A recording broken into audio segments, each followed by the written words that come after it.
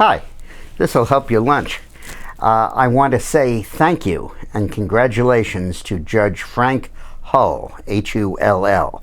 He serves on the Circuit Court of Appeals for the 11th Circuit, which is basically the South, and he was appointed by my old boss, Bill Clinton, Democrat.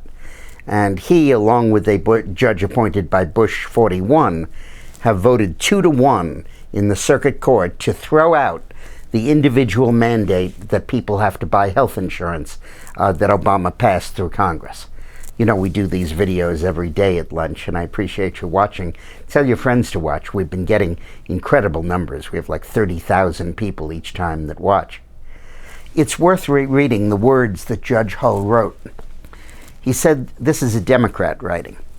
This economic mandate represents a wholly novel and potentially unbounded assertion of congressional authority.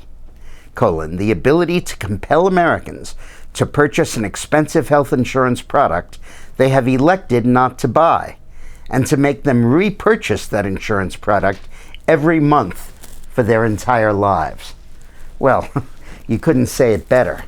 And this really means that in this horrible month for Obama, he's seen the credit rating of the United States drop. He's seen a military disaster unfolding in Afghanistan. He's seen horrific losses in the economy and in the stock market. And now his pet program, healthcare, has been declared unconstitutional by the Circuit Court. Now, this is an action brought by the 26 attorney generals throughout the country who are saying that this law is unconstitutional. And the lower court ruled in favor of the attorney generals throwing out the law, but stayed the decision. It went up to the Circuit Court, and now the Circuit Court has also thrown it out. But the key thing here is that a Democratic judge voted to throw it out. And that gives political cover and judicial cover to some of the swing votes that might be on the U.S. Supreme Court, particularly that of Anthony Kennedy, who probably would vote no, but could conceivably be a yes vote. And by the way, I wouldn't entirely count out Stephen Breyer, who Clinton appointed, but has shown a tremendous streak of independence. He voted with Bush in Bush v. Gore, even though, of course, he's a Democrat. And, of course, the law is unconstitutional. Can anyone tell me how refusing to buy a policy of health insurance is commerce? And can anyone explain the point that Eileen has made again and again, that you cannot sell insurance across state lines? You're not allowed to. So how in the name of the Lord is that interstate? And how, when you put them together, is it interstate commerce? Obviously it's not.